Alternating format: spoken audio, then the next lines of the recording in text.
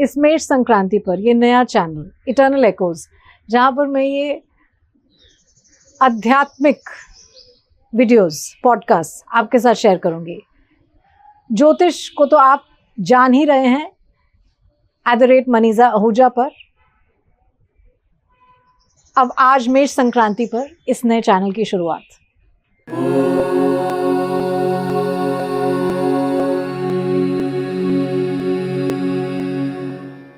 नमस्कार। आज मैं आपके साथ शेयर कर रही हूँ ये कुछ वीडियोस जो मैंने बहुत साल पहले रिकॉर्ड किए थे और तब कभी सोचा भी नहीं था कि आप लोगों के साथ शेयर करूँगी। मैंने 2004 से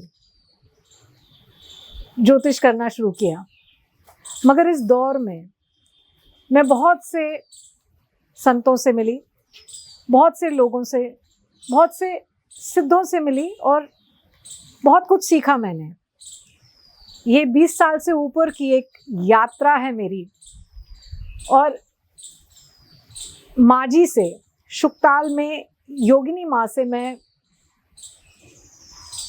2010 में मिली थी। मैं तब हिंदुस्तान टाइम्स में काम करती थी, बहुत सीनियर पोजीशन पे हिंदुस्तान टाइम्स में काम करती थी। एक बहुत लंबा कॉर्पोरेट करियर रहा है मेरा और उसी दौरान ये जर्नी, ये यात्रा भी शुरू हुई। माँ जी से मैं 2010 में मिली और ये रिकॉर्डिंग 2016 की रिकॉर्डिंग है। इसमें कुछ बातें जो माँ जी कह रही थी वो मैंने रिकॉर्ड की हैं और मैं सोचती हूँ ऐसे ही कुछ पुरानी रिकॉर्डिंग्स मैं अब आप सभी लोगों के साथ साझा करूँ, आप सभी लोगों के साथ शेयर करूँ।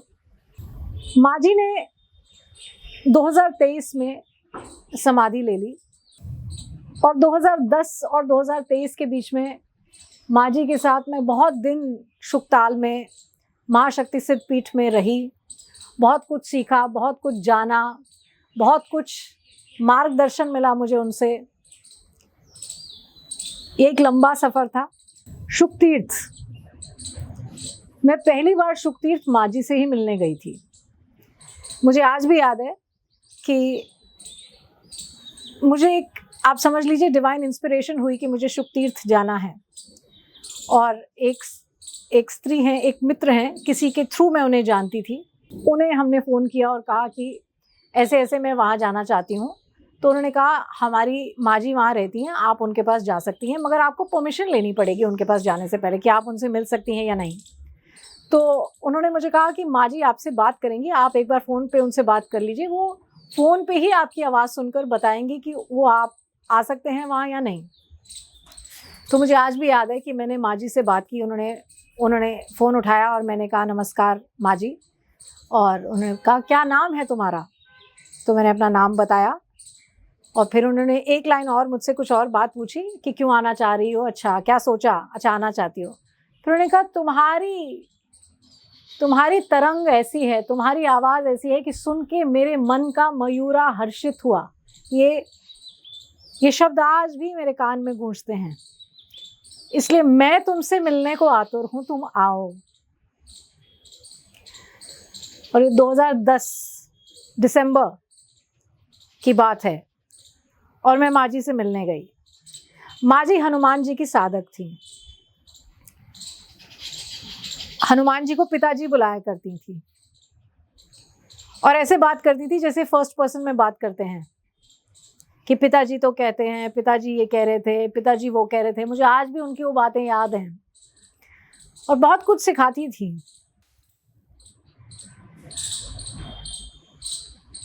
बहुत ही मिराक्युलस एक्सपीरियंसेस रहे हैं मेरे माँ जी के साथ और सब तो आज मैं यहाँ नहीं बताऊँगी, शायद अपनी किसी किताब में ज़रूर लिखूँगी उनके बारे में। अभी एकदम से उनको बता देना शायद आप समझ नहीं पाएंगे, क्योंकि वो बिल्कुल ही चमत्कारी और ऐसे कुछ इंसिडेंट्स हैं जिसमें परकाया प्रवेश है। मैंने बहुत कुछ देखा है, तो अभी तो सब साझा नहीं करूँगी आज आपके साथ, धीरे धीरे बात करूँगी इस बारे में भी। शुक्तीर्थ, बहुत लोग तो यहाँ नहीं जाते हैं, ये बहुत कोई ज़्यादा लोग इस तीर्थ में जाते हो ऐसा नहीं है। गंगा जी के किनारे पर ये तीर्थ है जहाँ शुकदेव मुनि ने श्रीमद् भागवत का पाठ किया था और राजा परीक्षित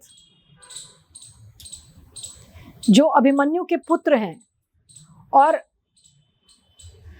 अर्जुन के पौत्र हैं, राजा परीक्षित, उन्हें ये कथा सुनाई थी, ये मोक्षदायिनी कथा सुनाई थी। राजा परीक्षित की मृत्यु पर ही कलयुग अपने पूरे प्रभाव में, या कहना चाहिए अपने, उसका पहला चरण वहीं पड़ा, कलयुग का पहला चरण वहीं पड़ा, राजा परीक्षित की मृत्यु पर। और स्वर्ण में, सोने में कलयुग का प्रभाव कहा गया है। बहुत से ऐसे संत हैं जो कहते हैं कि स्वर्ण नहीं पहनना चाहिए अगर आप तपस्या के रास्ते पर हैं, क्योंकि ये शक्ति को मूलाधार की तरफ ही रहने देता है, खींचता है उसे नीचे। ऐसे ही एक संत देवराहा बाबा भी हैं, वह अक्सर कहा करते थे, और मैं उन फैमिलीज़ को या उन लोगों को जानती हूँ जिनको वो कहा करते थे कि कभी अपना घर मत खरीदना, सदा किराए पे रहना, और उस घर की स्त्रियों को कहते थे स्वर्ण मत पहनना। स्वर्ण में कलयुग का प्रभाव है, इसलिए ऐसा कहा जाता है। और जैसे ही आप घर खरीदते हैं, आप बहुत ज़्यादा प्रॉपर्टी खरीदते हैं, तो मूल चक्र की तरफ शक्ति रुक जाती है, रमण नहीं करती शक्ति, और शक्ति को ऊर्ध्वगामी ही होना चाहिए। तभी आप देखेंगे साधु भ्रमण करते हैं, और शक्ति को ऊर्ध्वगामी होने के लिए भ्रमण करना ही पड़ता है। एक जगह पर टिक के नहीं रहता साधु भी। और जैसा कि मैंने कहा, बहुत ज़्यादा जब घर खरीद लेते हैं तो ग्रेविटेशनल पुल बढ़ जाता है, आप ये जानिए। तो यहाँ ये स्वर्ण के प्रभाव के लिए मैं ये बात बताना चाह रही थी। राजा परीक्षित एक बार शिकार के लिए गए, और जब शिकार के लिए गए तो शमीक ऋषि के आश्रम में रुके, और शमीक ऋषि उस समय साधना में लीन थे। राजा परीक्षित ने जल मांगा, शमीक ऋषि ने बात को नहीं सुना क्योंकि वह तपस्या में लीन थे। राजा परीक्षित क्रोधित हुए और एक मरे हुए सांप को उन्होंने शमीक ऋषि के गले में डाल दिया। ये कहा जाता है कि राजा पर जो उनका मुकुट था, स्वर्ण का मुकुट था, उसका प्रभाव था, जिसमें स्वयं कलयुग का वास है, स्वर्ण में कलयुग का वास है। जब राजा परीक्षित ने ऐसा किया तो ऋषि तो तब भी समाधि में ही लीन रहे, मगर ऋषि श्रृंगी जो कि शमीक ऋषि के पुत्र थे, वह जब आए तो बहुत क्रोधित हुए। उन्होंने जल की अंजुलि लेकर राजा परीक्षित को ये श्राप दिया कि अब से 7वें दिन तक्षक नाग तुम्हें डस लेगा। मगर राजा परीक्षित ने इन 7 दिन जो उनके पास थे, ये 7 दिन की जो एक समय था, उसमें शुकदेव मुनि से श्रीमद् भागवत की ये मोक्षदायिनी कथा सुनी। शुकदेव मुनि ने शुकतीर्थ के इस स्थान पर अक्षय वट के नीचे राजा परीक्षित को श्रीमद् भागवत की कथा सुनाई। ये मंदिर आज भी वहाँ है, और ये अक्षय वट है, अक्षय वट, जहाँ कार्तिक मास में बहुत से लोग अपनी अर्चना, पूजा, आराधना करने आते हैं। यहाँ पर मैं एक और बात कहना चाहूँगी, ये कहानी को थोड़ा अगले स्तर पर ले जाने वाली बात है। जब ऐसा हुआ और तक्षक नाग ने राजा परीक्षित को डस लिया, तब उनके पुत्र राजा जन्मजय ने ये प्रण लिया कि मैं नागों से इस मृत्यु का बदला लूँगा, और उन्होंने एक महायज्ञ किया, जिसे सर्प सत्र कहा जाता है, जिसमें आवाहन किया गया। इस ब्रह्मांड में जितने सर्प हैं उनका आवाहन किया गया, और वह उस यज्ञ में जाकर खुद आए और खुद गिरे और वहां भस्म हो गए, स्वाहा हो गए। ये राजा जन्मजय का रिवेंज था, बदला था।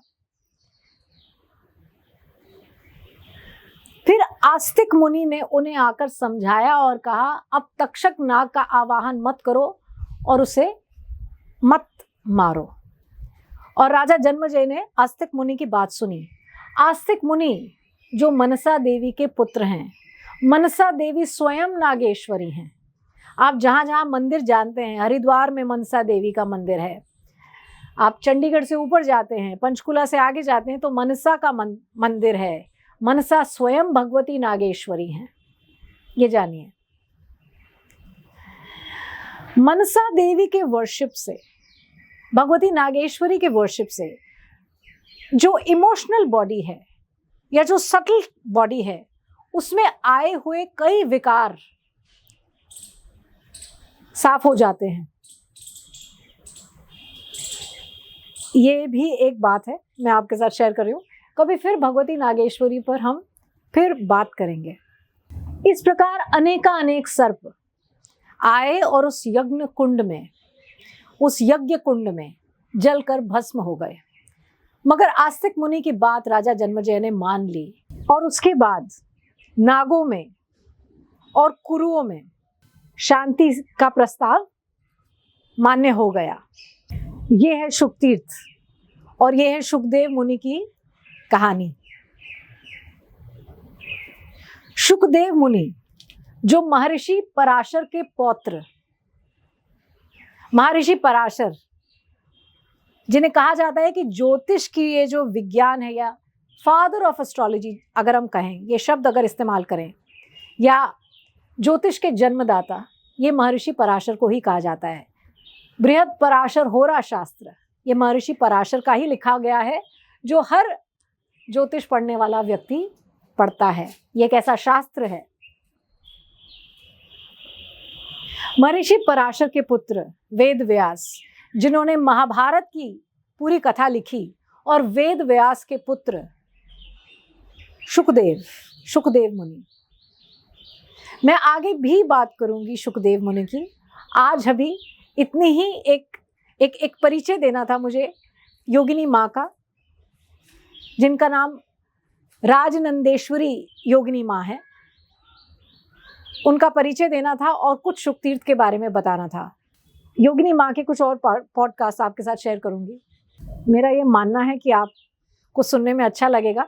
उनकी वाणी सुनने में आप सुख प्राप्त करेंगे और ज्ञान को भी प्राप्त करेंगे। नमस्कार।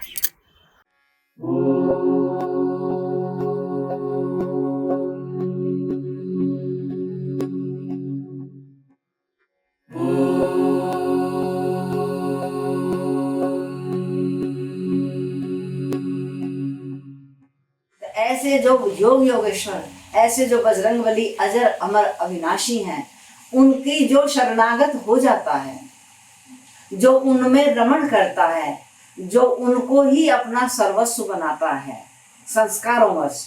मैं जब बहुत छोटी सी थी, मैंने तभी लिखा था कि सखीरी मेरे गुरु बजरंगबली, अंजन नैन गुरु चरणन की डारन को है धूल भली, बड़े भाग्य से मिले जीव को गुरु चरण में ओट अली, बंधन निर्बंधन होता है खिले हिये की कली कली, सखीरी मेरे गुरु बजरंग। तो ऐसे जो मेरे गुरु बजरंगबली हैं, मेरे महाबली, मेरे पिताजी, मेरे स्वामी, मेरे सर्वस्व, वो ही मेरे जीवन के सर्वाधार हैं।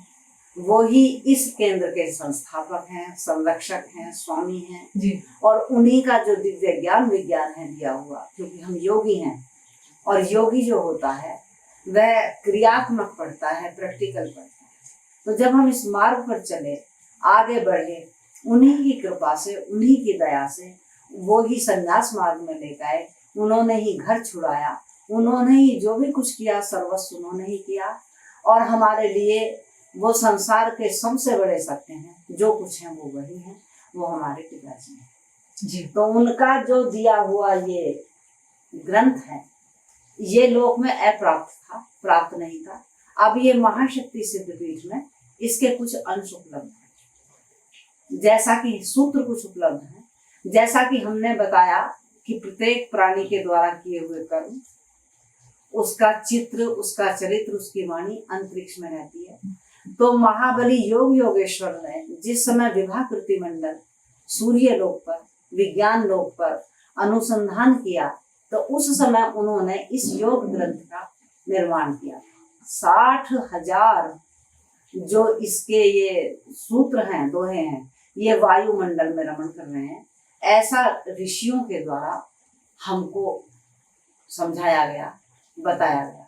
ये वह ग्रंथ है जो जीव की, प्राणी मात्र की हर प्रकार की मनोकामनाओं को पूर्ण करता है, जीवन में विजय श्री और सफलता देने वाला है। और इसको धारण करके नर भव सिंधु से पार हो जाता है।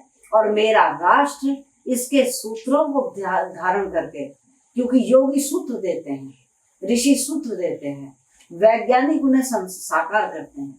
तो यदि हमारे वैज्ञानिक आज इन सूत्रों को साकार करें, देखिए अथर्ववेद के आधे मंत्र का जर्मनी ने अनुसंधान किया और उसका परिणाम ये रॉकेट है। इस बजरंग संहिता के अंदर ऐसे ऐसे विज्ञानी सूत्र हैं, ऐसे विज्ञानी सूत्र हैं कि जो एक ही दम विश्व की तस्वीर बदलने में तुरंत सक्षम है।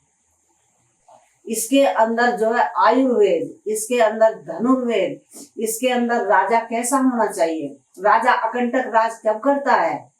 तो बजरंग संहिता कहती है कि 3 पहर रजनी गई जी, 3 पहर रजनी गई शेषम नाग विराज, और तुलसी ऐसा नृप करे सदा अकंटक राज। और हमारे यहाँ ऐसे ही राजा महाराजा हुआ करते थे, क्योंकि गुरुकुल की प्रणाली थी। हमारे राजा को बुलेट प्रूफ के अंदर जाने की जरूरत नहीं थी। हमारा राजा शीशे के अंदर नहीं जाया करता था। हमारा राजा तो प्रजा का रक्षक होता था, प्रजा का पिता होता था। और जब पिता का होता था प्रजा का, भगवान राम से महाराज दशरथ कह रहे थे कि हे राम, यदि उस राजा की 80% प्रजा उसे अपना पिता नहीं मानती हो, तो उसको जो है राज सिंहासन ग्रहण करने का कोई अधिकार नहीं। इतनी महान हमारी संस्कृति थी जी। और आज क्या हो रहा, क्यों हो रहा भाई?